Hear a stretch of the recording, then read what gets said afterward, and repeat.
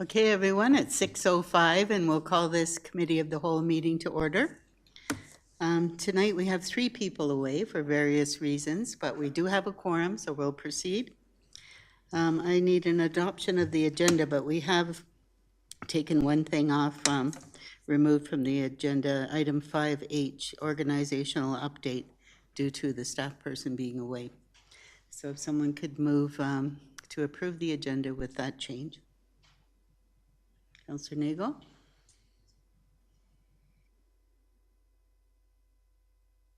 I so move. All those in favor? On to the minutes. Could we get a motion for the February 5th, 2024 Committee of the Whole minutes as attached? Councillor McFadden moves it. All in favor? Carried. And we'll get right into delegations. We have Travel Alberta here to tell us about their programs. Can you come on up? Mr. Cameron Spence.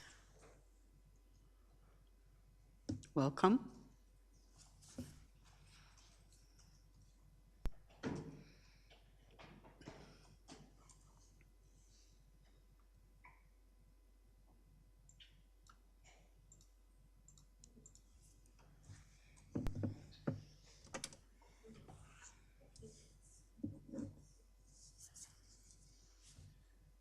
Thank you, everyone. For the record, my name is Cameron Spence, Destination Development Manager for the Foothills and the Rockies region of the province of Alberta with the Travel Alberta team.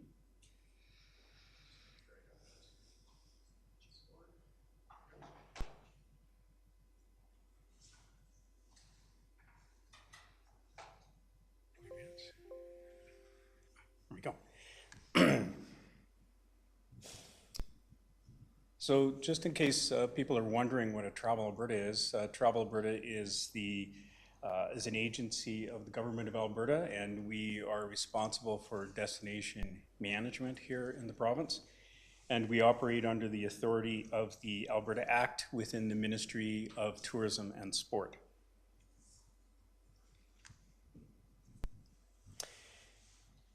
There we go.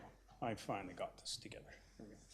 So first, what I'm going to do today is I'm going to talk a little bit about the strategic direction, why Travel Alberta is doing this particular project, what we learned over the past last year in terms of a discovery process, and then finally a number of key considerations that the Tourism Destination Development Zone Report brings forward.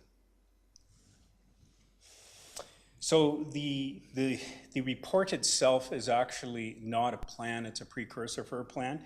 And what it provides is it identifies a number of specific actions that Travel Alberta, the government of Alberta, and the communities within this particular tourism development zone can take over the next few years to develop a comprehensive destination development plan. So the report itself is not a plan, it's a precursor for. Now, the Discovery Report aligns the tourism development ambitions that local stakeholders shared with us over the past year with the province's goal to double tourism revenues by 2035. It's a bold goal set by Travel Alberta, and to successfully achieve it will require addressing complex challenges, working under resource constraints, and competing with better funded destinations here in Canada and abroad. To successfully achieve this, we will have to think things differently. A number of dynamics that I wanted to go over here that make it important for us to think differently about this particular goal is that there's 2 key dynamics here in Alberta that are important to understand.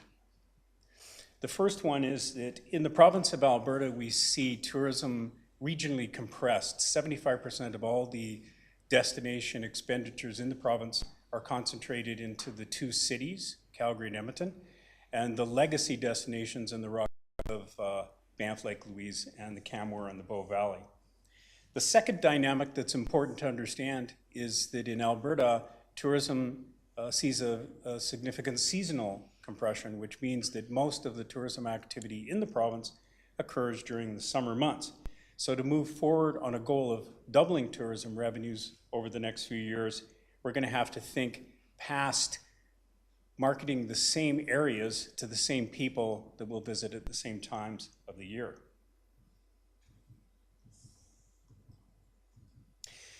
Core to the strategy is what we call a dispersion strategy.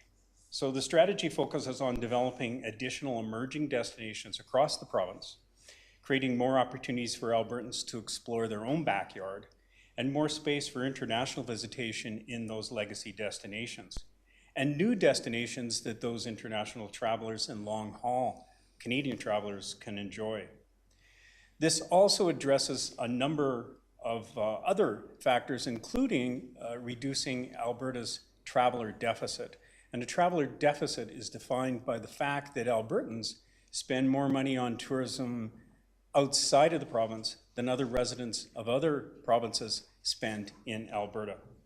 And we estimate that these emerging destinations around the province represent billions in potential by 2035. And this translates directly into economic benefits and job creation in communities throughout the province.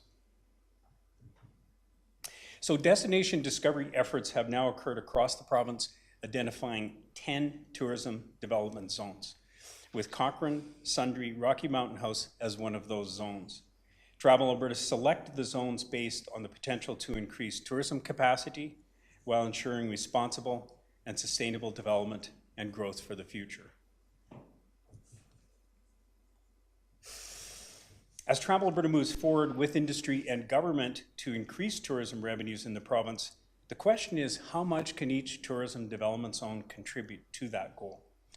Travel Alberta's Insight team, our research team, has estimated that with the right kind of investments and programming in the zone, it can provide an incremental contribution of almost $150 million and over 1,000 jobs through 2035. And note that these numbers are essentially projects and expectations and infrastructure asset and products that we saw in the zone that are actually already underway or plan to get underway. So all of this is incremental in the sense that over the next few years, as we identify new projects and new opportunities, then these numbers will change. I want to go over a little bit in terms of the engagement that we put together for this particular report over the past year. So essential to understanding this tourism development zone, it was important for us to engage with many communities. We worked very, very closely and want to thank both Joanne and Calandra here with Cochrane Tourism in terms of working very closely with us in this community, the community of Sundre, and Rocky Mountain House, and they were fantastic in terms of helping us lead forward and do this stakeholder engagement, which was very extensive. The stakeholder engagement was done over several months, included several consulting firms, and we worked in those three communities. We also took a look at proposed investment sites. We met with over 280 industry partners, members of local government, and one-on-one interviews with business operators and community members. We recognize that there's several Indigenous communities and operators in this zone who are also very excited about developing tourism. And in an effort not to speak on behalf of our Indigenous partners, we'll be waiting until the Indigenous engagement is finalized, and we will speak to these opportunities within the auspices of this report as we append it when that research is done. So what we heard here is that, first of all, there was a lot of enthusiastic participation by a diverse group of stakeholders. Their aspirations, ideas, and also some of their frustrations were voiced over a significant amount of stakeholder engagement, which I mentioned. Now, there's three key feedback themes that we see coming out of this report. The first one is that stakeholders were very clear and excited about sharing their love of home, their love of community with visitors. And we're interested in moving beyond the status quo as it pertained to exploring new opportunities, as long as tourism addressed the natural, social, and economic imperatives of each of the community. In other words, a solid destination management approach to expanding tourism revenues. Secondly, we heard significant interest in a collective approach to elevating the zone's market potential and destination readiness, which means getting ready for both domestic and international markets. And also working closer collectively to better understand how to leverage the benefits of tourism within the communities. And then finally, there's a strong interest in positioning tourism as a driver of economic development or community development with high-value tourism-related investments.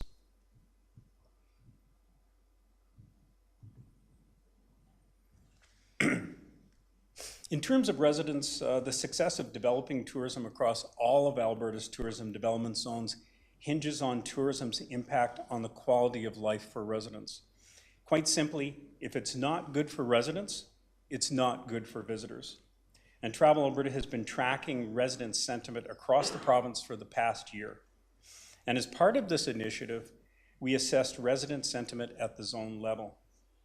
In this particular zone, residents are interested in seeing more visitation in their communities, 65% compared to Alberta resident average of 62%, so just slightly above that, which indicates that they're open to seeing growth in tourism sector. However, development must take place in a manageable way. Two other things that we saw is the residents have a relatively low understanding in their community, 65% compared to the total average Alberta resident of 62%, which indicates that they are open to seeing more growth in the tourism sector here, but at the same time, they want to understand more about how it impacts their lives and their communities. So let's turn a lens on the present market demand.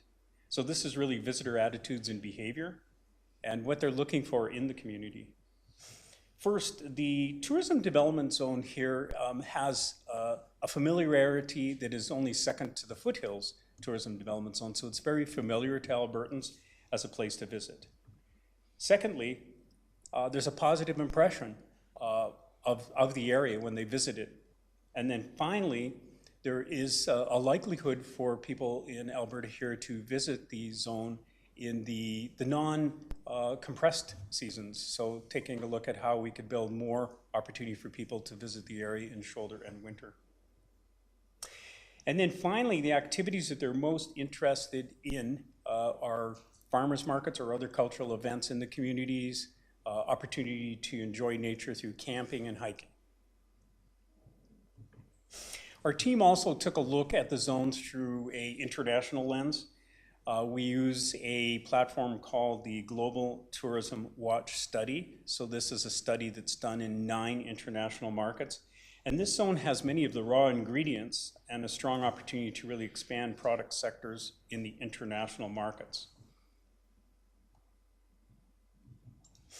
So as with any core analysis, a SWOT analysis was done for this particular zone. And I know we've touched on a couple of these things, but the strengths are obviously with Cochrane and Sundre being base camps for nature-based adventure activities, the opportunity to establish more year-round Indigenous products and experiences, and the zone's Western heritage just generally stand out as some major strengths.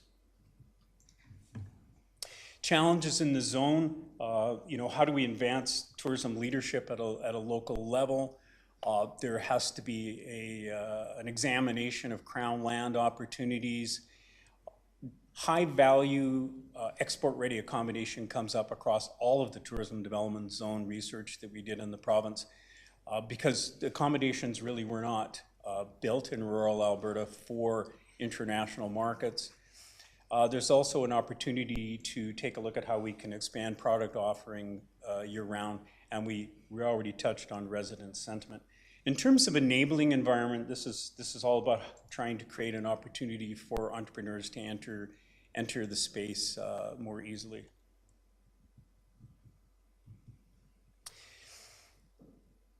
In moving forward, opportunities would be, again, closing gaps in terms of infrastructure and assets, specifically accommodations. We talked about working with key communities to identify what those priorities would be in terms of product investment, increase private and public investment. And then MD of Bighorn is moving forward on a municipal development plan, which will help them identify and clarify and, and essentially define where they want to move forward. In terms of next steps, a number of things that we recommend that we would work on here is that, as we moved into the tourism development zone analysis, we began to realize very quickly that there is a lot of research that has been done in this area that pertains to either municipal development or economic development, but most of these reports just sort of touch on tourism.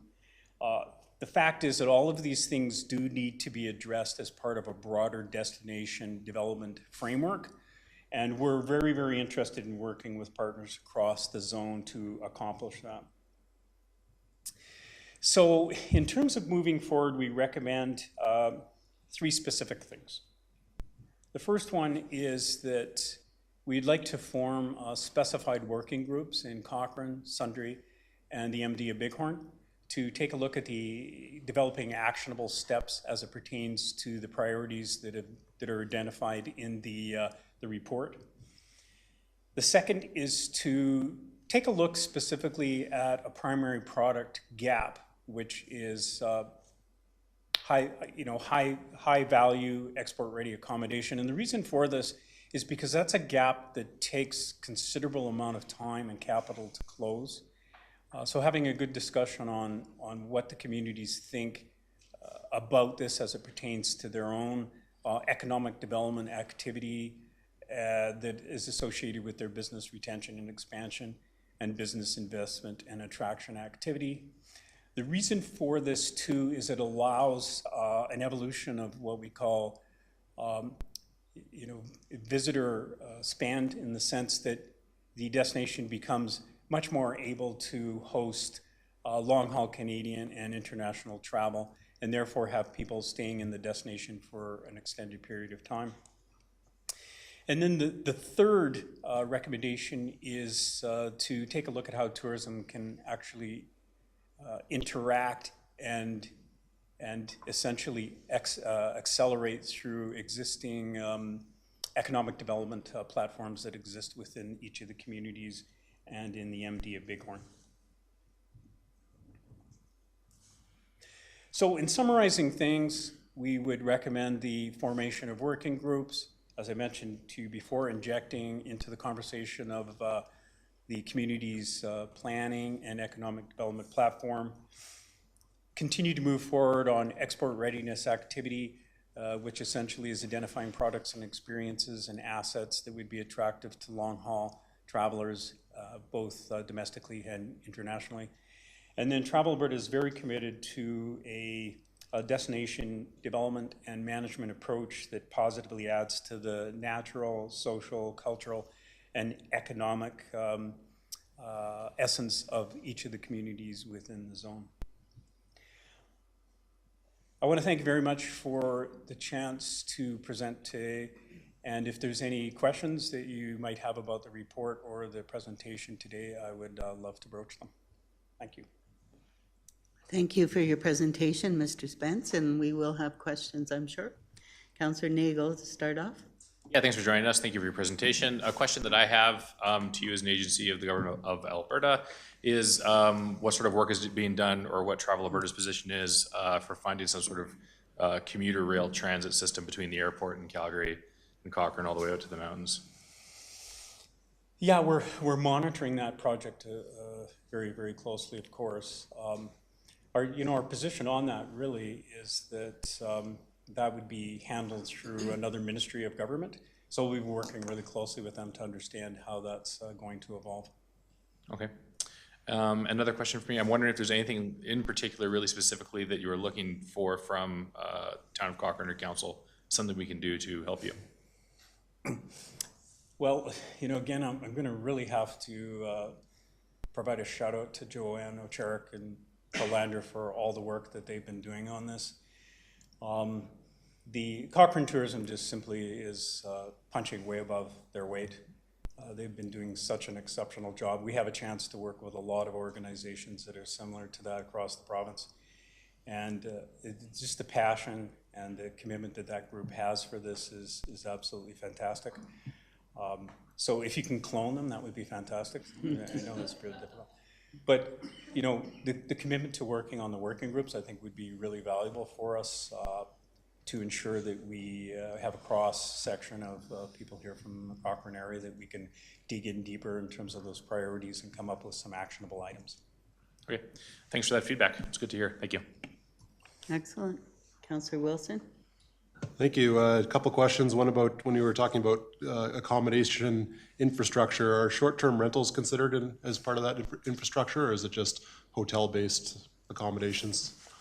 Yeah, we focus on hotel-based accommodations, so accommodations that can be distributed through traditional, tourism distribution systems, receptive tour operators. We don't play in the shared accommodation or the sharing economy on that side. That's just not our customer. Okay, fair enough. And then you were talking about working groups within the region. What would a Cochrane, Sundre, Rocky Mountain House working group, what do they look like? Who comprises of the group, and what are they up to? Yeah, what we would envision is a working group for each community. So it'd be a working group for Cochrane, another one for Sundre, and another one for the MD of Bighorn, comprised of a number of people that would be recommended through the steering committee that we have on board here. So Joanne was lead for the steering committee on this particular project. So we would lean in on Joanne to identify a number of recommended individuals that could be on that working group. Okay, interesting. Thank you for the presentation and making your way to Cochrane Council meeting to give us the update. Appreciate it.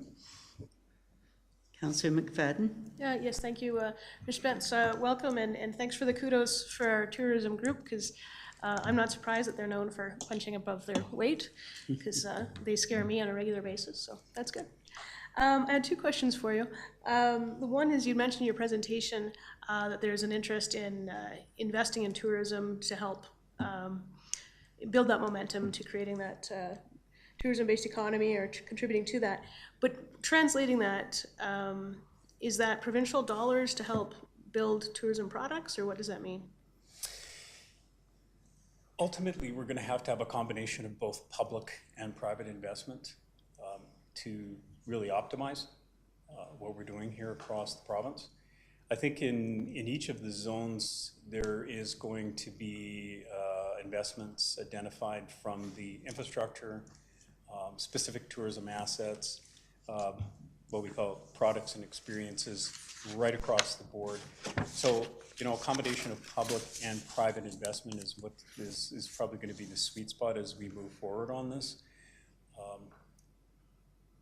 Ultimately, the province is very big, so there is a number of infrastructure gaps that we've seen across all 10 zones, whether it pertains to transportation or key attractions, parks, certain kinds of facilities that exist in each of these communities that would attract visitors is all going to require a combination of public and private investment. Okay. And then in your presentation, you kind of identified what tourists were looking for kind of in this area. It was, farmers market, if I remember correctly, camping, hiking, those type of things. And we have an amazing farmers market, but I know Bearspaw does as well. Hiking, we do have some great trails in Cochrane, but there's, Cochrane Rotary and other groups have been moving forward and expanding those regional trail systems. And camping, we do have one in town, but there are more kind of private ones out in Rocky View County. So when you're looking at your partners, have you also engaged with Rocky View County? Because I think they provide a large part of the land base that's going to be needed, for this interest and support and investment. Have you engaged with them to this point? Yes, we have. We've engaged with Rocky View County. We are we're understanding their municipal development planning process and determining where destination development can occur and what kind of destination development would be appropriate per their municipal development planning framework. Okay.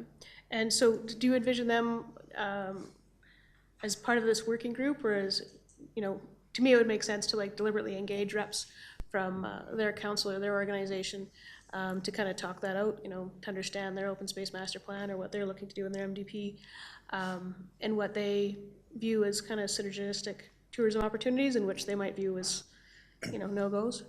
I think it would be very powerful to have representation from that county on this working group. The other thing I should be transparent is that Rocky County also intersects with another zone that we are working on, which is called the Foothills and includes Bragg Creek area, which they administrate. Okay, excellent. Yeah, thank you very much for your presentation. I think, and I've just started working with the Cochrane Tourism Group this kind of council term, and their last meeting was their strategic planning session. It's just amazing to look at kind of their depth of capacity and their vision, and yeah, it was a very exciting meeting. So yeah, they're a great group, and hopefully we can partner with you and make even better things happen for the region. Thank you. Thank you again.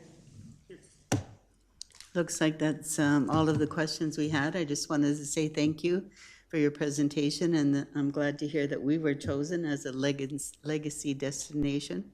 I do agree there's lots of potential here, and we look forward to hearing your plan as it starts to roll out. Thank you. Thank you again.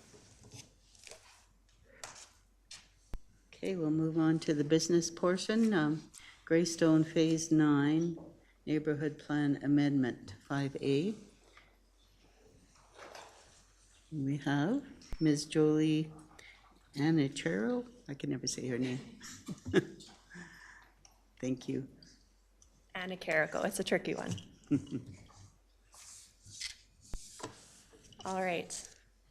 Good evening, Deputy Mayor and members of the Committee of the Whole. This evening, I am here to present 3 files: a Greystone Phase 9 Land Use Amendment, Greystone Phase 9 Direct Control District, and amendments to the Greystone Area C Neighborhood Plan.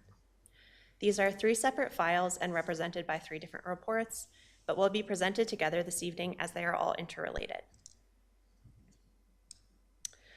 These files are located at the Land Use Bylaw and Neighborhood Plan stage of the planning policy hierarchy. The applications were proposed in alignment with the supporting policy above them and will continue to inform future decisions at the subdivision, development permit, and building permit stages. This is the area of Greystone that all 3 of the files will be relating to. This is Greystone Phase 9, which is located in the northeast of the community.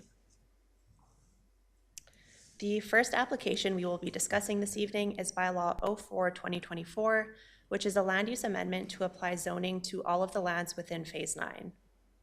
All of the lands currently have IS zoning, which is our special industrial district.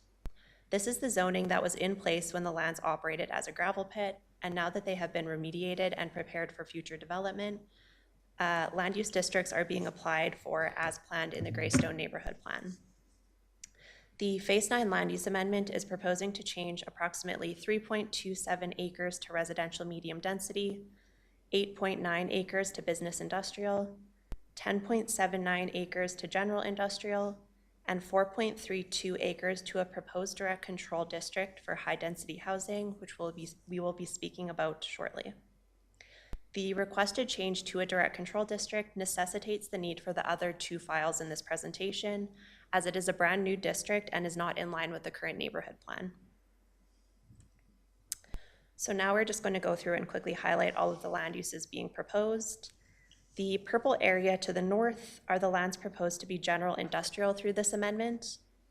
The general industrial district is intended for a range of industrial uses that can be located either indoors or outdoors, as long as any nuisance associated with the use does not extend beyond the boundaries of the site. The light purple area in the center includes 4 parcels proposed to be zoned business industrial. This district is intended for lighter industrial uses that do not create nuisance outside of a building, as well as a more extensive range of supporting commercial uses. The light brown parcel to the far west is proposed to be medium-density residential. This district is intended to provide multi-unit housing options that could be compatible with either low or high-density adjacent districts, and is located next to planned high-density housing to the south and future low-density housing to the west in the planned area. All of the land uses just discussed are in line with the approved Greystone Area C neighborhood plan as shown on the map to the right. However, the last parcel in Phase 9 outlined in yellow on both of these maps is being proposed as a direct control district for high-density housing, and this is not in alignment with the neighborhood plan, as it was originally planned to be zoned business industrial, as shown on the map on the right. As mentioned, the proposed change to a direct control will require a neighborhood plan amendment.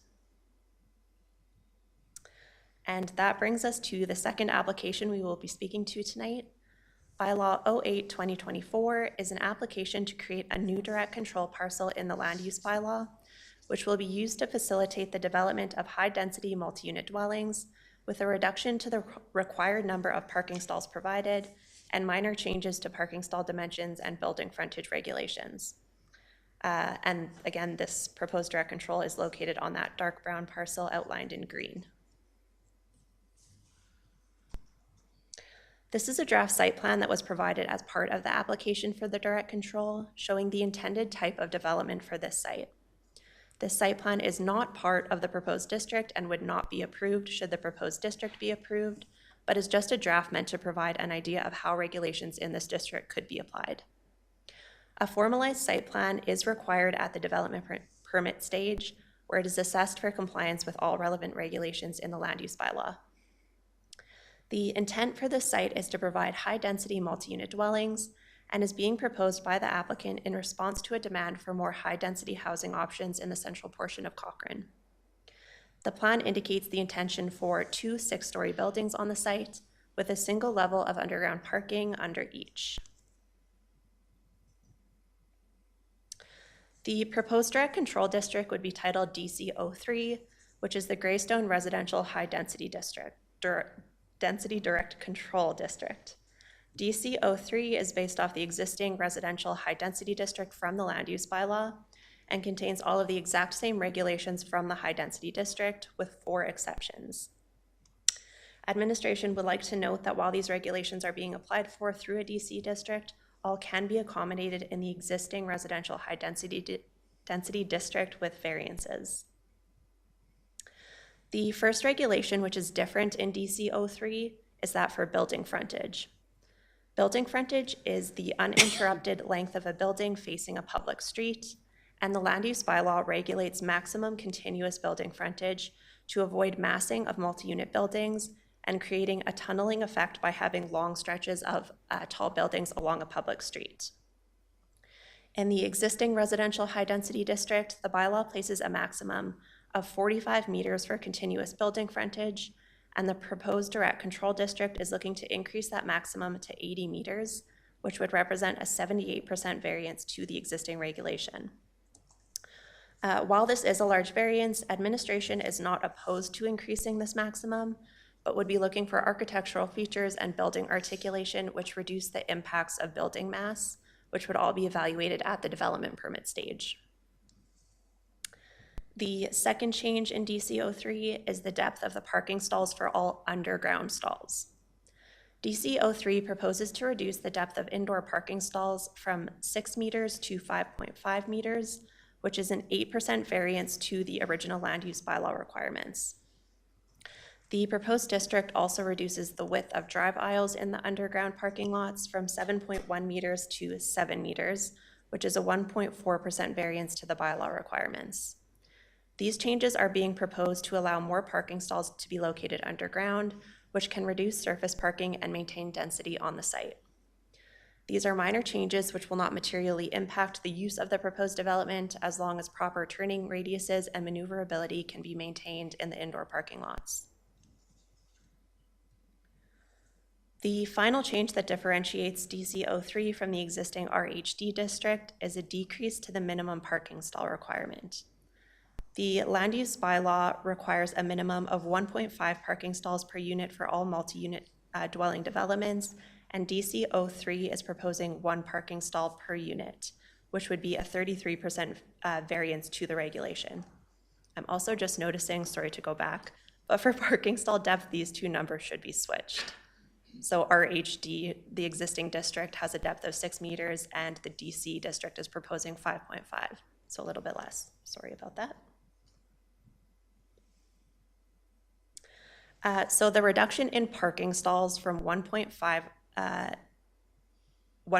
parking stalls per unit to 1 parking stall per unit is the most significant change being proposed through the direct control district. So a parking study was required by administration with the application. The parking study submitted by the applicant provided case studies of parking needs in other municipalities in Western Canada, and also analyzed the site in terms of its location within town and available transit options. The study concluded that based on case studies and the context of the parcel, 1 parking stall per unit would be sufficient for the proposed development. While administration is in support of promoting alternate transportation options in new developments, it is believed that the parking stall count of 1 stall per unit will be too low to properly service a multi-unit development of this size. There is administrative support to lower the required parking stall count to 1.25 stalls per unit, as the central location of the parcel within town and proximity to an employment center and retail options justifies lower parking requirements than that of developments in communities outside of central Cochrane. However, the transit system currently in place in Cochrane was not considered comparable to the majority of municipalities considered in this study, and it is uncertain when sufficient transit service levels will be in place to support lowering parking requirements. By reducing the parking requirement by 0.5 stalls per unit, there is risk of spillover onto adjacent sites and surrounding areas of the community to compensate for the lack of stalls available on site, as adjacent street parking is also not available for this site.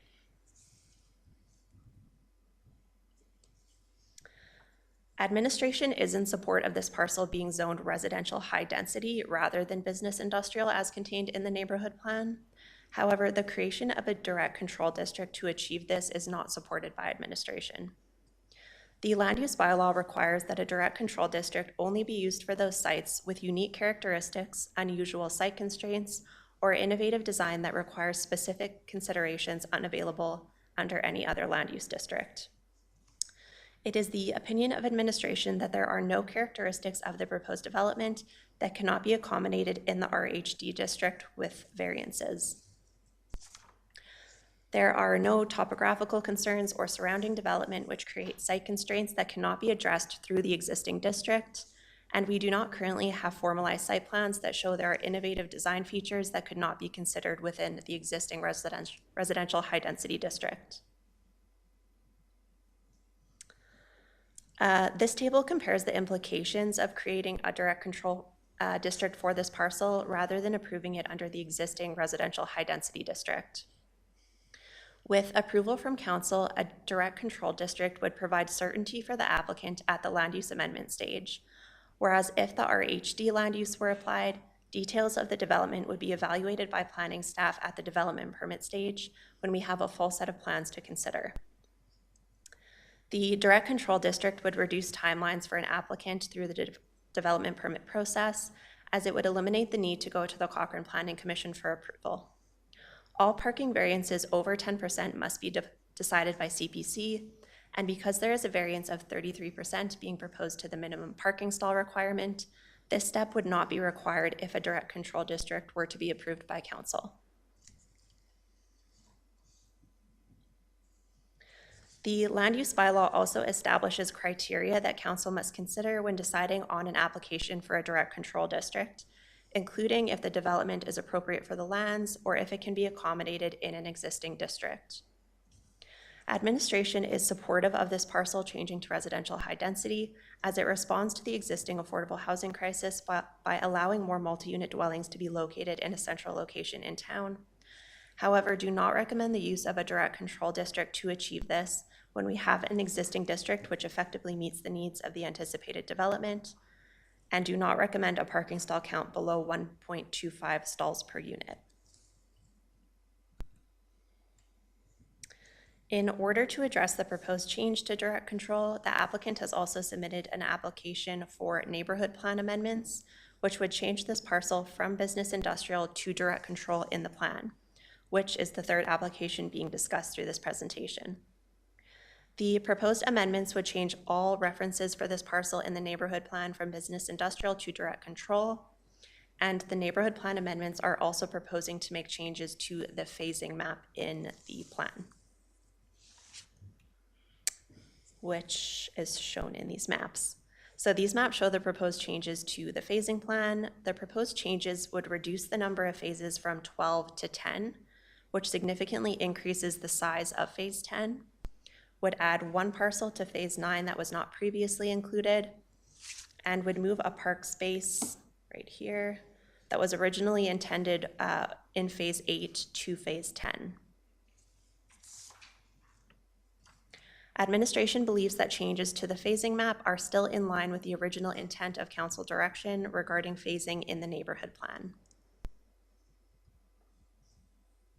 The public engagement conducted for all of these files included circulation to internal departments, external agencies, and adjacent landowners, through which no concerns were received.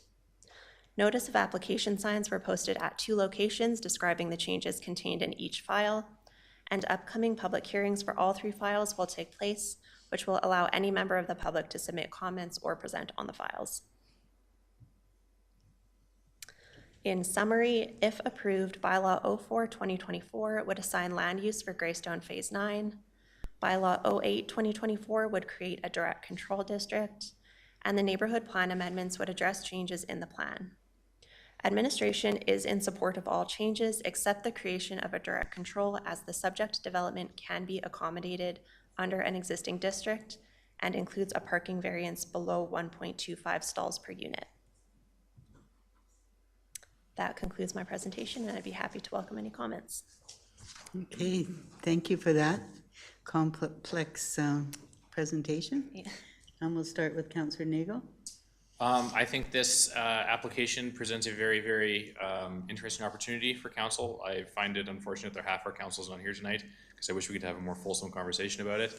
But over the past few years with our development, we have talked about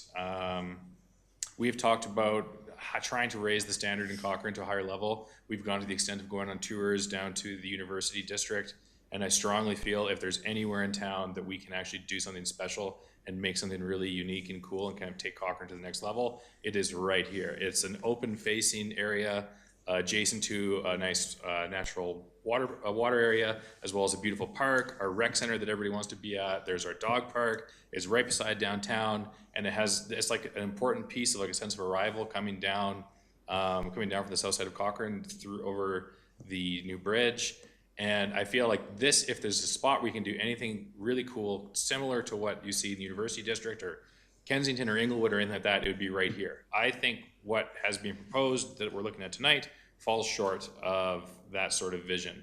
I'm interested, I don't know exactly the inner workings of conversations between administration and the applicant and to what extent we can have our hands in this direct control district, but the fact that we're talking about direct control, I think presents an interesting opportunity, because I hope our wonderful planning team can meet with the applicant to come up with something very similar.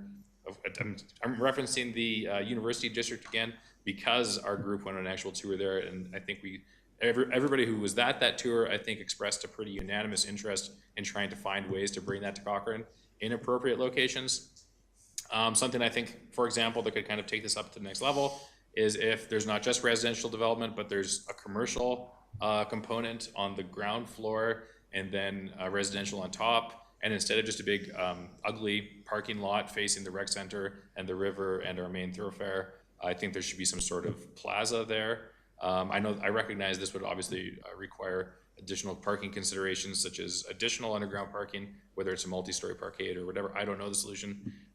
In summary, I feel that there's a really excellent opportunity for the developer as well as the town of Cochrane to build something exceptional in this location, and I really hope we can find a way to do that. And I'm very open to changing our neighborhood plan if it's something that is like next level excellent.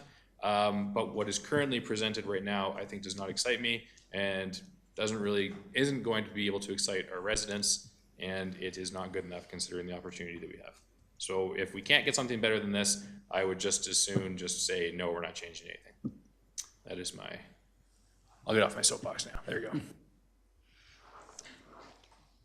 Okay, no response to that. We'll move on to Councillor McFadden.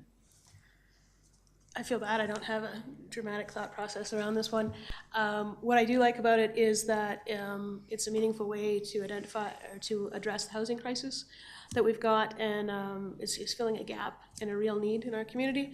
So I do like that. I think, like Councillor Nagel, I am open to the direct control if we can do that to leverage, to raise the bar, really. The entire Greystone development overall, I'm very excited about, as I do think is a step towards raising the bar. We did do the tour of the University District, and that was a really great tour to kind of see what our expectations should be, or could be, in the town of Cochrane. So I think my questions is perhaps twofold. One is what the process is, because this is for information. We'd still have first reading, public hearing, second, third. So all that still has to come. I didn't miss a step. Nope, that's correct. Okay, great. And then the next one, when you were flashing through the neighborhood, my only concerns, my first concern was kind of like the massing of the building into the area, but that you did speak to that there'd be an availability during the development phase and how the building is designed and how it would fit into that. Would make, I had concerns around that, but I'd be open to seeing what the solution is. But I'd also like to understand and be a little bit more comfortable with what the interface might be between that and the industrial zone or the business zone right to the north. And if you go back a couple, when you were describing what they would be, keep going.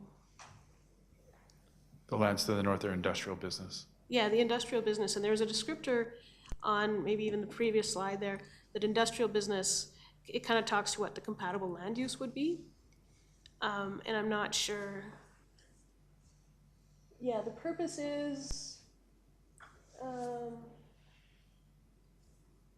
uses that are not creating a nuisance, which I think we're going to have to really careful with in the Greystone piece. I do like the mixed use of Greystone, but to make sure things are compatible will be really important.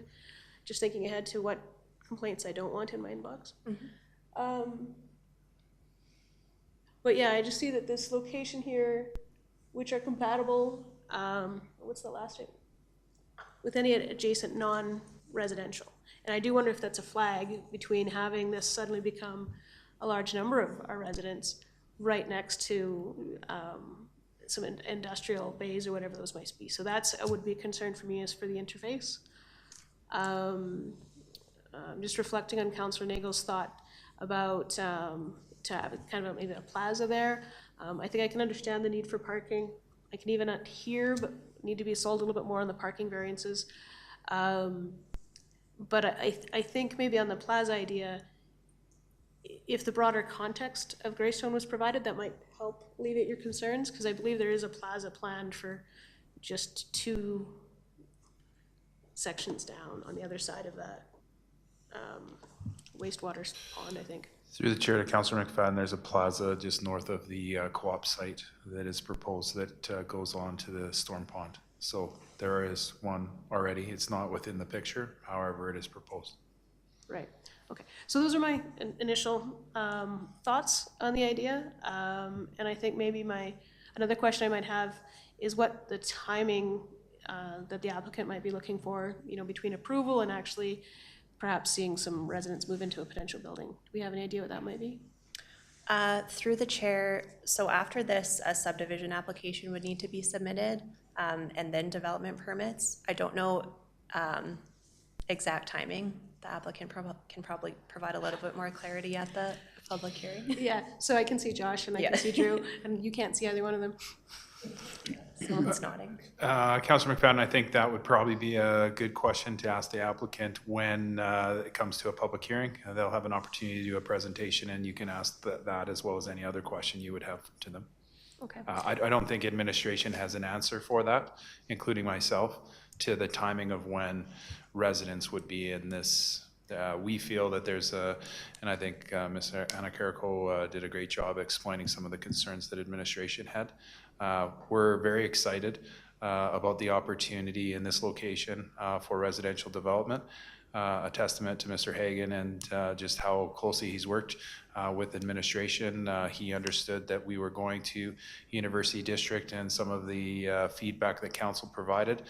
He is here numerous times and listens and provides feedback. He's got a great partner on this as well, who is interested in developing this site.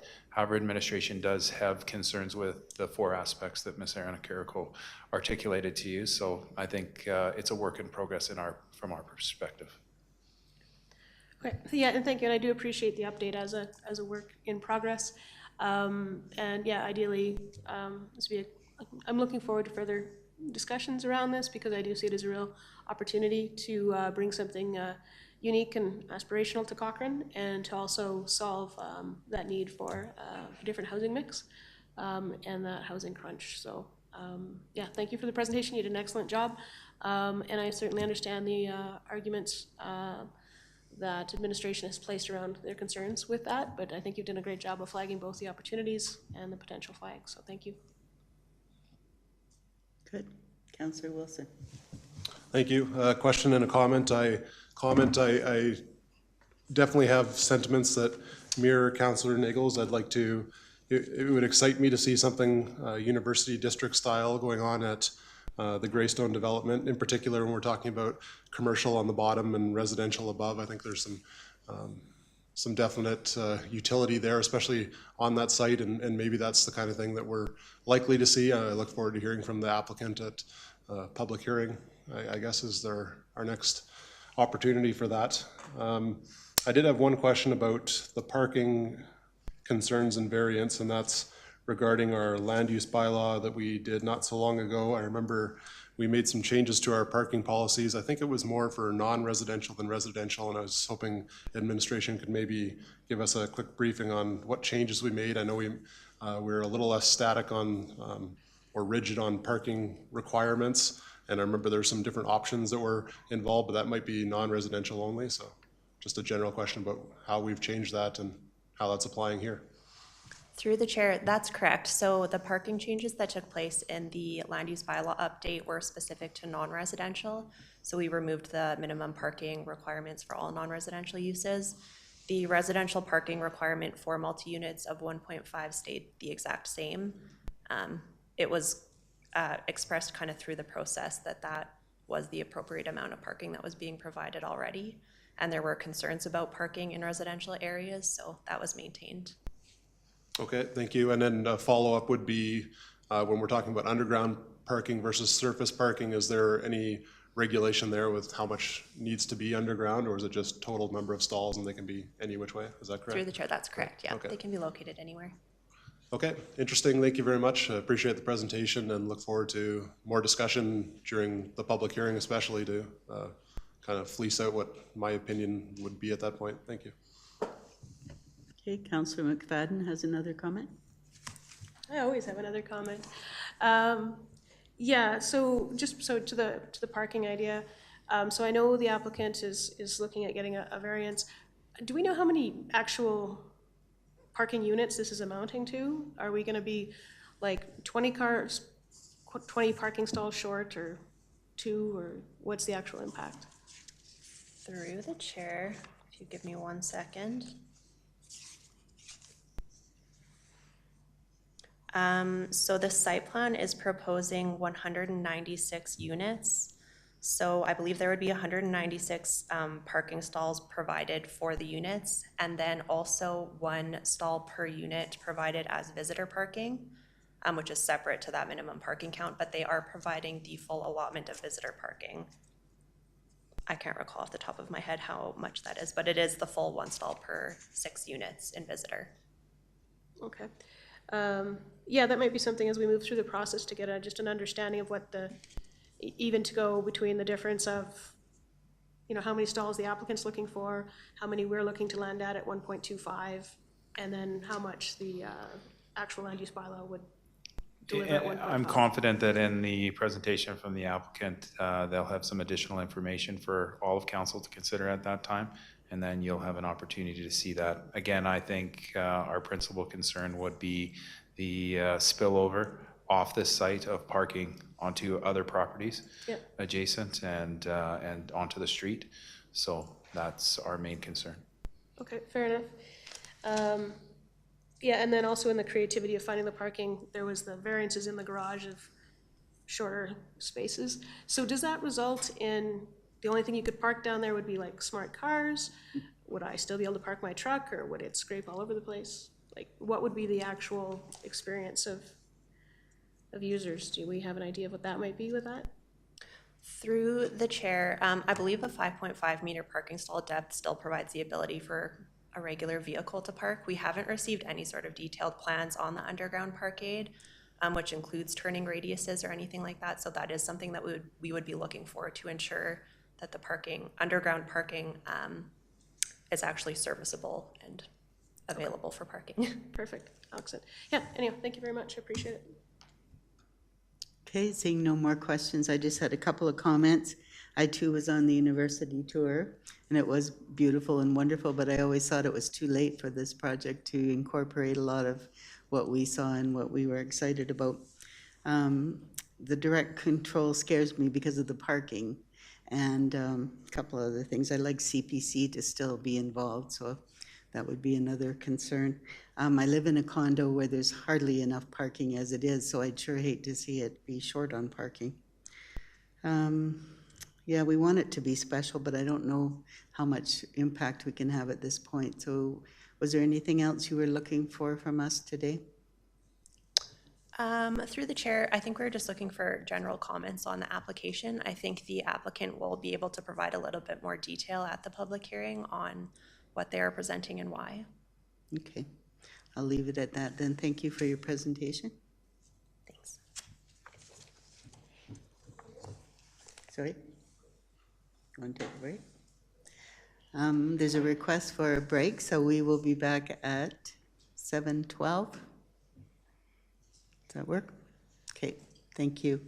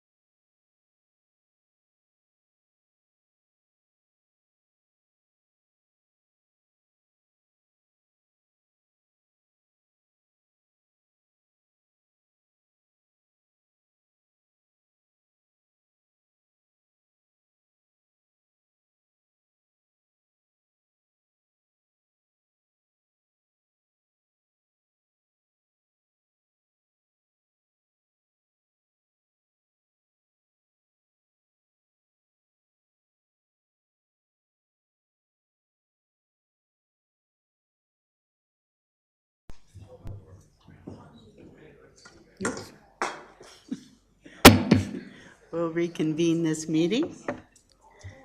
So next on the agenda, we have Ms. Candace Bannock speaking about the Heritage Hills Area Restructure Plan Amendment.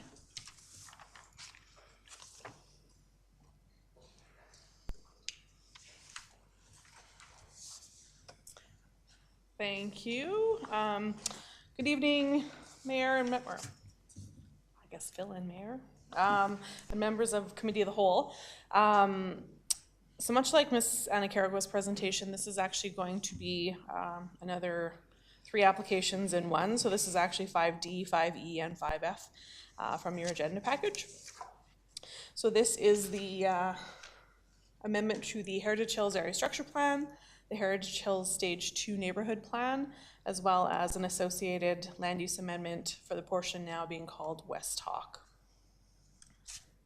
So, as I'd mentioned, this has come in as 3 separate applications. You have 3 separate reports in your package, but as they are all associated, it was just much easier to explain through one presentation. So the subject area is within the eastern half of the Heritage Hills community. While the area structure plan and the neighborhood plan did cover the broader Heritage Hills area, the changes being proposed are within the newly named West Hawk portion, which is identified in the black border. The area is bounded by Highway 1A to the south, the remaining portion of Heritage Hills and 2 undeveloped acreages to the west, Township Road 262 to the north, and the Ag Society lands to the east. So looking at the planning policy hierarchy, these applications are within the area structure plan, neighborhood plan, and land use sections of that hierarchy.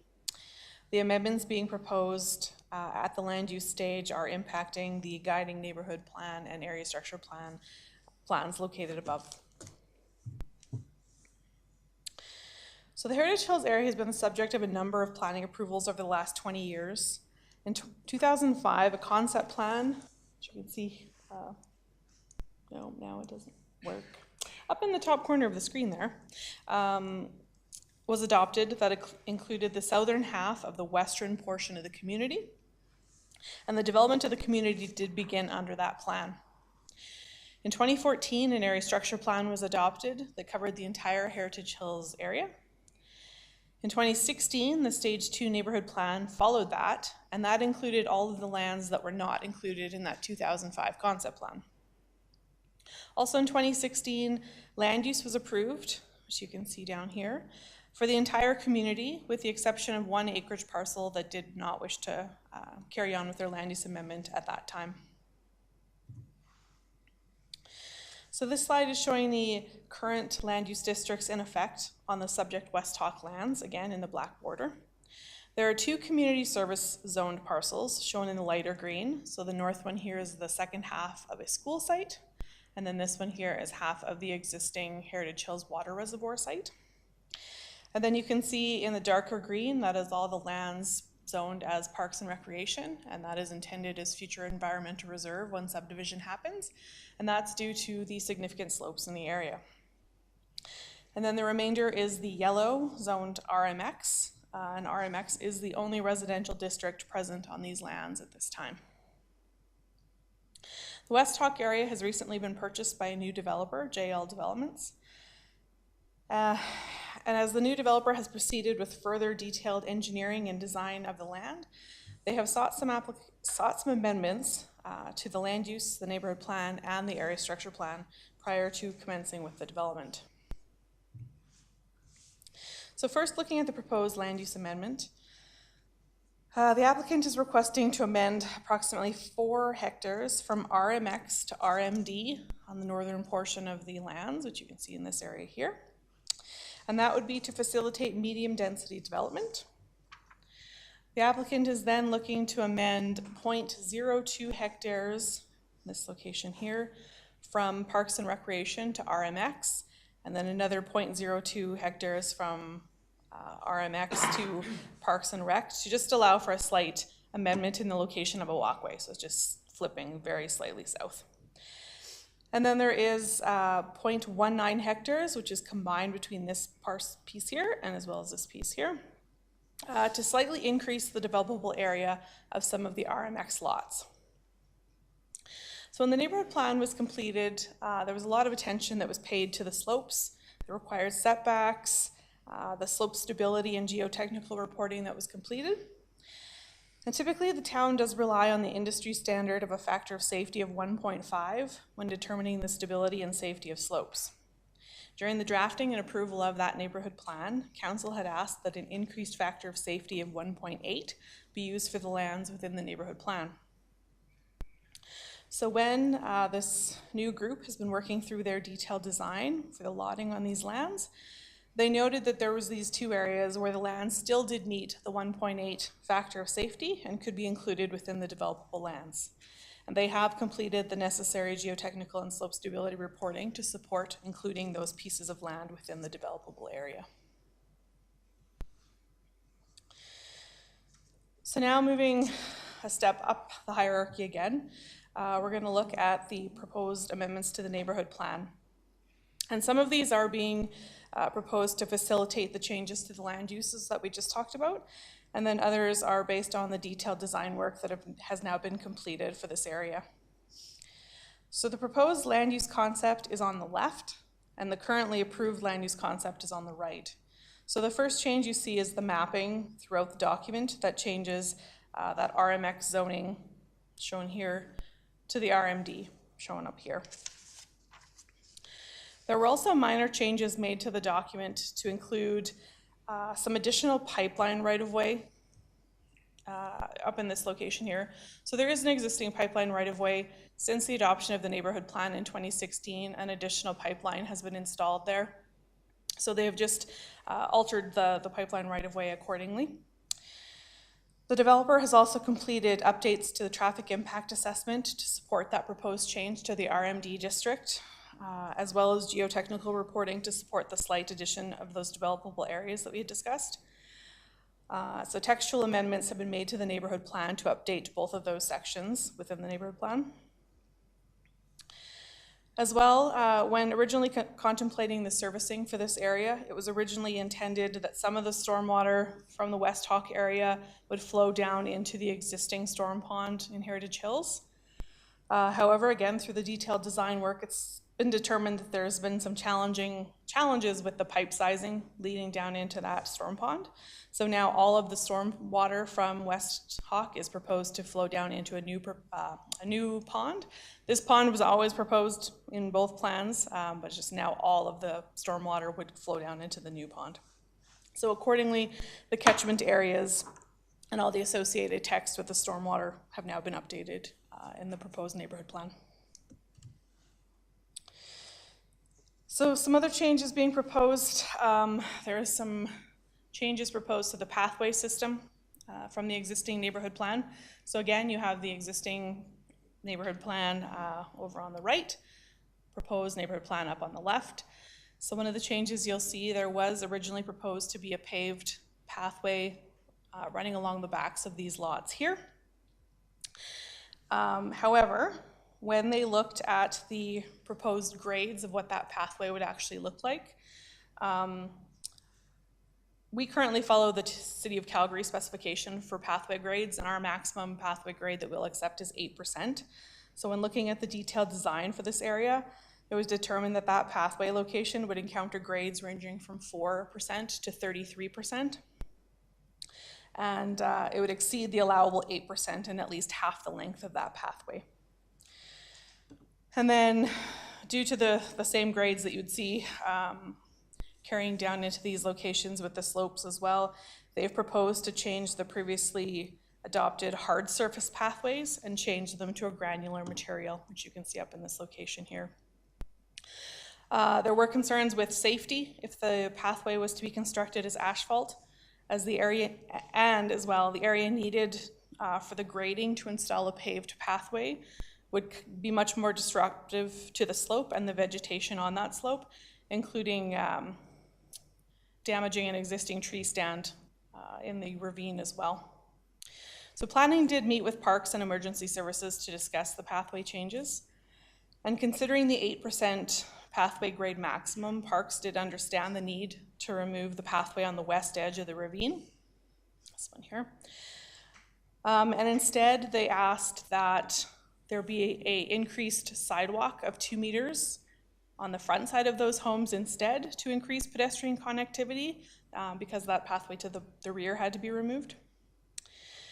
And then considering the slopes and disturbance needed within the ravine, Parks also understood the challenges with providing the paved pathways through these locations. So instead, it was recommended that the developer work with the community partner, Bike Cochrane, to develop and maintain the granular trails that are being proposed.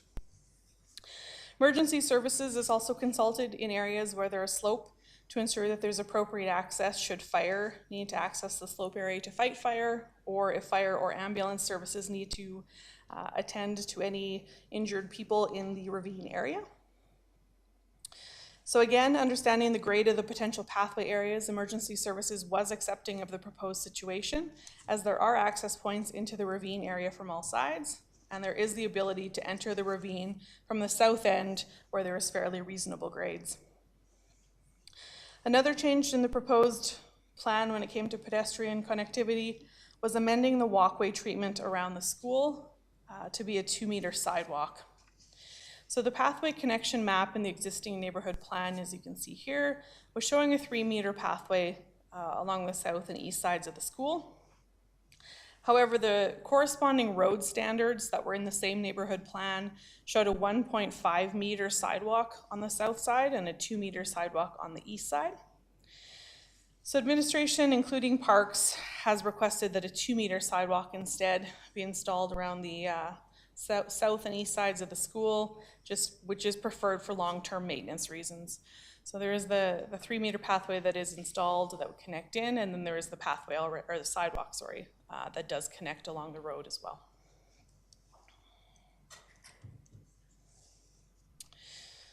So again, we have the proposed phasing plan on the left, the existing phasing plan on the right. The applicant has proposed updates to the high-level phasing plan to better capture their intent. So you can see the changes to the northeast corner of the plan area to bring on those lands sooner in the process as what was shown in the original neighborhood plan. Additional minor changes being proposed to the neighborhood plan include changes to the ownership over the years, inclusion of some edge treatment options for the proposed medium density sites, and we're going to talk about that in a little bit more detail in a few slides, and proposed changes to the details of the dog park that is to be located on top of the existing pipeline right-of-way, and that was just simply because the pipeline operators will need to agree to whatever amenities are proposed. So through the detailed park stage, when we get landscaping plans, then we would get approvals from them and what amenities can actually be placed on top of their right-of-way. So with the proposed removal of some of the RMX zoning to accommodate the proposed RMD zoning, as well as the other amendments that have been proposed, there have been some impacts to the development statistics in the neighborhood plan. So larger lot single detached homes are proposed to be reduced by approximately 27 units. Single and semi-detached on mid-size lots are expected to decrease by approximately 79 units. Townhomes are proposed to increase by approximately 87 units. And medium density units based on a 20 unit per acre density are proposed to increase by approximately 18 units. So for the overall unit count would increase from 1,089 units to 1,247 units with those proposed changes. So this would be an increase of approximately 158 units. This would also increase the overall community density from the originally proposed 7.7 units per acre up to 8.8 units per acre, bringing the density in alignment with the town's municipal development plan, as well as the CMRB growth plan. Through this process, the applicant also did a thorough review of the MR, the municipal reserve that has been dedicated to date on the western portions of the community, and then combined that with a proposed future dedication of municipal reserve from the West Hawk portion of the lands, and determined that 15.26% of the developable area will be dedicated as municipal reserve, and this is up from the existing neighborhood plan's 13.8%. And finally, with the addition of that new pipeline, the public utility lot area also increases to 5.03%, up from 4.7%. So now looking to the proposed changes to the area structure plan. So again, proposed on the left, existing on the right. So the first thing you'd see is that proposed change to the land use concept mapping, changing from the low density residential to the medium density residential. Additional minor changes that were made to the area structure plan, many of them being the same as the changes proposed to the neighborhood plan. Those being an update to the names of the landowners within the plan area. They added a reference to the updated slope-related technical review that they'd completed in 2023. The information around the pipelines in the plan area was updated due to that additional pipeline being installed. They did updates to the population estimations based on the proposed land use amendments. They updated the storm servicing catchment areas and the related storm servicing report information to capture the changes being made. And then again, updated the high-level phasing plan to better capture jail development's intent. One other change to the area structure plan mapping. So again, proposed on the left, existing on the right. So this is the pedestrian connectivity mapping. You will see that that pathway connection that was originally going to be at the top of the ravine has been removed in the current plan, or the proposed plan, and instead that 2-meter sidewalk has been placed within the pedestrian connectivity mapping. So looking at the policy guidance, as this area structure plan and neighborhood plan did set the policy for these areas, there's not a lot of policy guidance that would specifically guide these proposed changes. One document, though, that does relate to these lands is the Town of Cochrane and the Rocky View County Intermunicipal Development Plan. So the IDP applies to the lands which fall within 0.4 kilometers of the town's boundary, so that being this area here. This is the proposed location of the RMD site right here. So section 2.13 of the IDP relates to residential development and the interface between urban development and rural residential. When responding to the circulation, Rocky View County Administration noted this section of the IDP. The objectives are to assess proposed developments for compatibility with existing surrounding land uses and future servicing and transportation requirements, and to ensure that adequate buffering is provided between proposed residential and non-residential uses. The follow-up policies included addressing compatibility with existing and future surrounding land uses, edge considerations such as parcel size, site design, functionality, visual separation, sound attenuation, open space alternatives, view corridors, and vegetation and building materials should be addressed to minimize interface conflicts. And finally, development of the interface lands should include measures to ensure a gradual transition of development intensity, and that transitional measures are to be determined on a site-specific basis. So originally, the applicant had proposed a residential high-density site and a residential medium-density site. When the file was circulated, Rocky View County responded by referencing the IDP and asked how that was being addressed. In addition, 8 letters were received from area landowners. 1 respondent had no concerns with the proposal, 1 respondent had questions about the applications, 5 were concerned about the addition of high-density housing, and 1 saw the merit in high-density housing but felt that this was not the proper location for it. One of the letters from a resident of the county also included signatures of 42 individuals who were against the amendments. All but one of those signatures came from individuals living within the county. Following the circulation period, the applicant chose to amend their application and remove the residential high-density component and proceed with the entire area as RMD instead. The amended application was recirculated, and there was 1 amended letter that we received from an area resident. I'll just correct this in the report. I said that nobody responded to that, but we did get 1 amendment to that circulation. They did respond that they were happy to see the change, but they had also conducted a poll on Facebook where they found that the majority of those that they polled wanted to see single-family units with the RMX zoning. But I would say that the RMX zoning does allow single, semi-detached, and townhomes. Also, in response to the circulation comments, the applicant did add a policy to the neighborhood plan, which is proposed in the bundle of amendments, that states, further to objectives and policies in the Town of Cochrane MD of Rocky View Intermunicipal Development Plan, there will be appropriate edge buffering between proposed residential development and non-residential land uses on the northern periphery of the Heritage Hills Stage 2 neighborhood plan. Buffering for the transition of densities includes the Township Road 262 corridor and may include edge treatments such as developer-installed 6-foot-high screen fence adjacent to residential development, strategically placed landscaping, and enhanced architectural details on upper stories of medium-density development. So those items would be addressed and included at both the subdivision and development permit stages.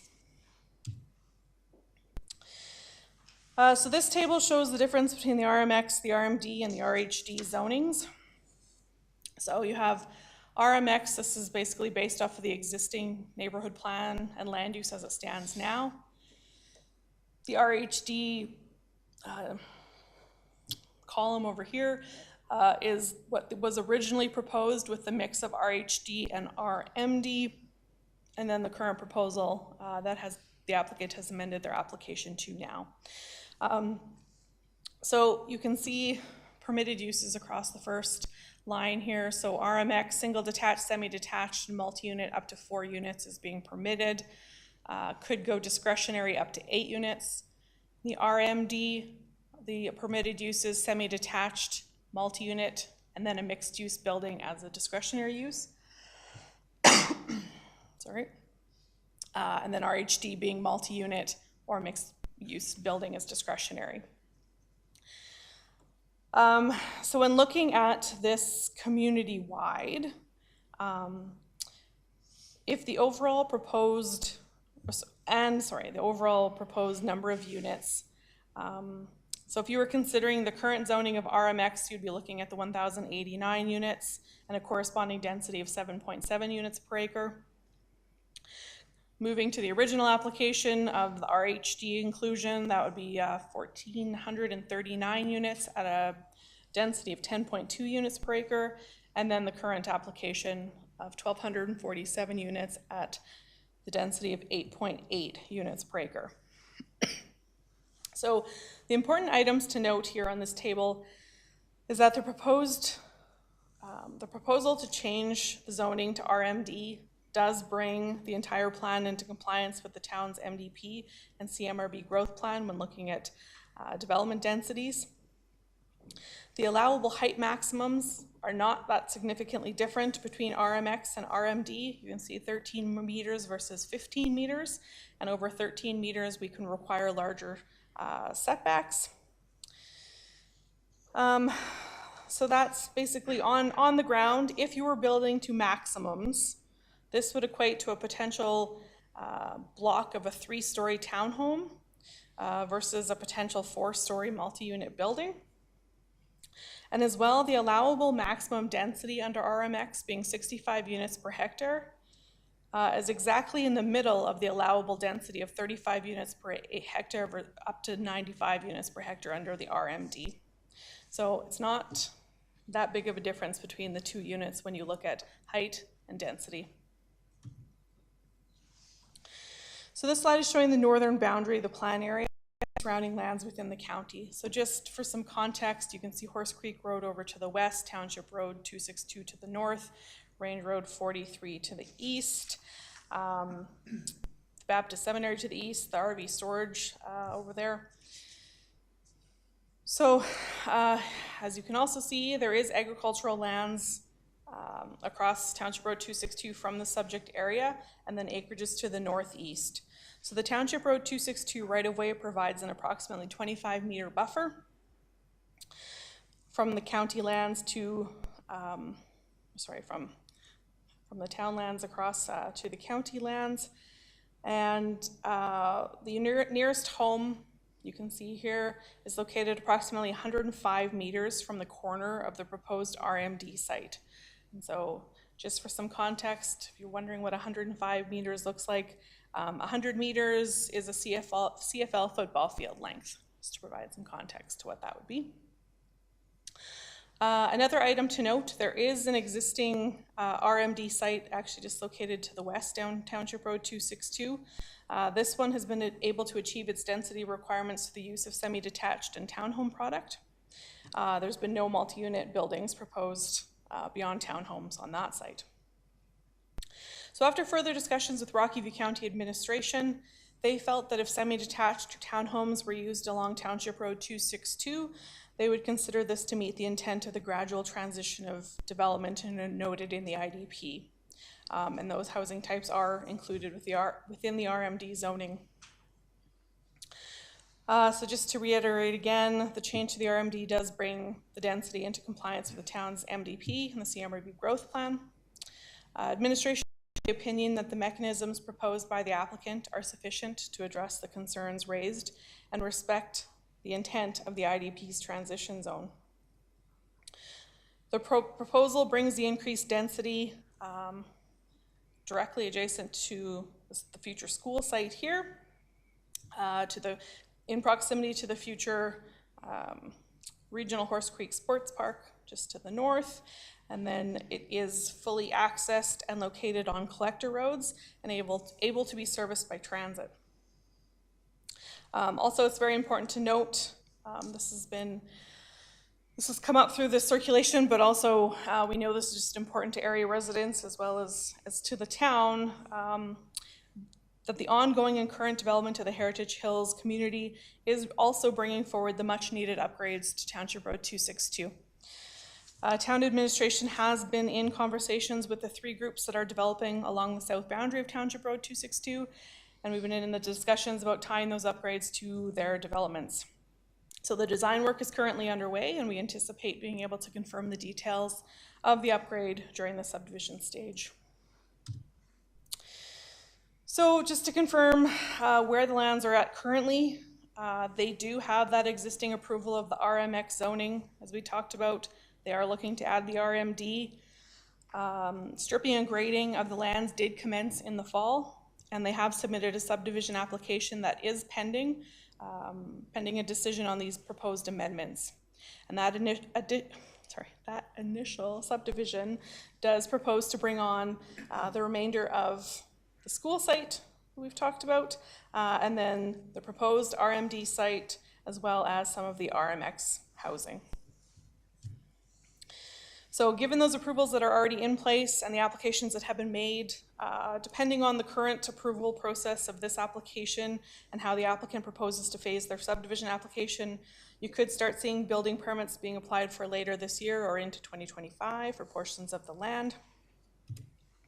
And following tonight's meeting, we would be looking to come back to council for their consideration of first reading, setting the public hearing, holding the public hearing, and then coming back for second and third reading. So with that, I would just recommend the committee of the whole accepts the presentation, and we would welcome any questions and comments that you do have. Okay, thank you for your presentation. Councillor Wilson, right out of the gate. Yeah, thanks, Candace. I just had one question. You might have given me all the answer. I'm going to get on it at the end there, but how does this proposed change to the SP and phasing affect the paving timeline for Township 262? And so I think you probably gave me most of it there. Is there any sort of vague guess on a date that paving would take place if approvals proceeded as arranged here? So through the chair, no proposed date yet. So we have been working, like I'd mentioned, with the applicants to the west, as well as now the applicant to the east. But now with development actually moving forward on the east, we can tie the upgrade to an approval at this point. And I don't know if Mr. Heidemann has anything further to add. Yeah, the only addition I would have is that, as you recall through the capital program, we are doing some work at Horse Creek Sports Park. So these are all linked. We have stormwater improvements that are needed for the roadway. Again, timing is to be determined, but this takes us a tremendous step forward, and we're very happy to see these lands, after many years sitting undeveloped, to have a great partner here who's looking to move forward with it. Okay, understood. Thank you.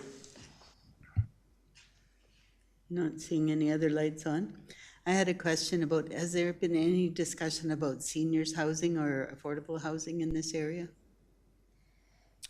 So through the chair, I'm not sure the specifics of the RMD site yet. This is to change a zoning. We haven't seen what that will actually for sure look like on the ground. I haven't heard any of that mentioned, but again, I think much like the last presentation, the applicant will be back at public hearing to answer any of these questions and bring their proposals forward to you. Okay, just wanted to put it out there that I think anything new should have both seniors housing and affordable housing as part of it. Could you repeat what you said about the dog park? I'm not sure I totally understood that piece. Yeah, for sure. Sorry, too many slides apparently. Well. Okay. So through the chair, the existing neighborhood plan already had a dog park to be proposed on the existing pipeline right-of-way, so up in this corner. It's still moving ahead. It was just that the existing neighborhood plan had quite a bit of detail about amenities being proposed in there, benches and all kinds of things. With their proposed amendment to the neighborhood plan, the applicant has requested to remove that out of the plan for now and basically leave the details up to the landscape plan stage at subdivision, because all of those pipeline operators are going to have to approve anything that's going on top of those pipeline right-of-way. So rather than show something that might not be allowed later, they would rather just wait to see what those details will be at that stage. But the dog park's still there. Correct. Good. We must have a dog park there. Okay, any other questions? No? I really like the sidewalks being added. I think more sidewalks are better, just for getting around and accessibility. And I think that was about it. Thank you for your presentation. Okay. Thank you. Oops. So we have one more item, 5G. Again, Ms. Joelle and Caro.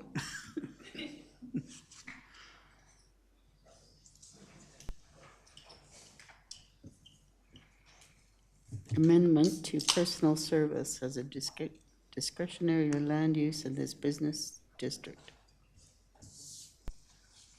All right, good evening again, Deputy Mayor and members of the Committee of the Whole. This evening I am presenting Bylaw 11-2024 for your consideration, which is a textual land use bylaw amendment in the Business Industrial District. This application is for a land use bylaw amendment, which is highlighted on the planning policy hierarchy here. This would go on to inform the subdivision, development permit, and building permit processes. Bylaw 11-2024 is a proposal to add personal service as a discretionary land use in the Business Industrial District. This would allow businesses such as hairdressers, estheticians, and dry cleaning stores to be located in the IB district.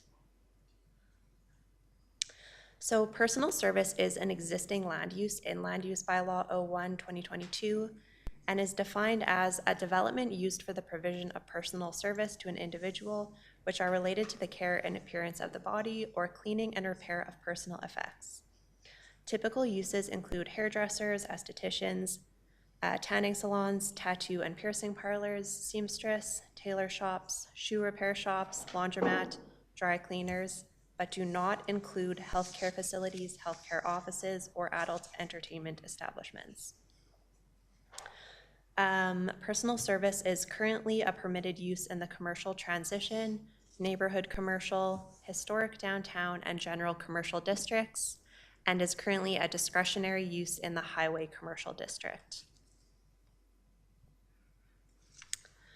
This use was not originally included in the Business Industrial District when the new land use bylaw was drafted, as the district is intended for light industrial uses with some supporting commercial, but was not intended to be a commercial shopping district. The commercial uses in the Business Industrial District are intended to be those that would complement light industrial uses, such as eating and drinking establishments, offices, and financial services. This application is being proposed as there have been multiple requests to locate personal service businesses within existing business industrial areas. After further analysis, administration is supportive of the addition of this use within the IB district as a discretionary use. The use is in line with other commercial uses located in the district, and businesses that fall within this land use could be utilized in tandem with customers or employees of surrounding light industrial and commercial uses. By making it a discretionary use, any proposed personal service business would need to obtain a development permit, with the application being evaluated by the Development Authority prior to approval.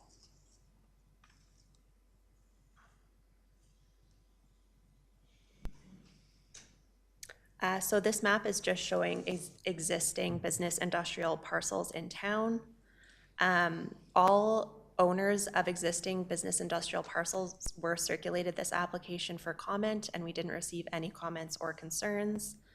There is also interest in locating a personal service use at this location at 239 Griffin Road East, where the Red Star is. So we did also circulate this application to adjacent landowners to that specific parcel, and also did not receive any concerns.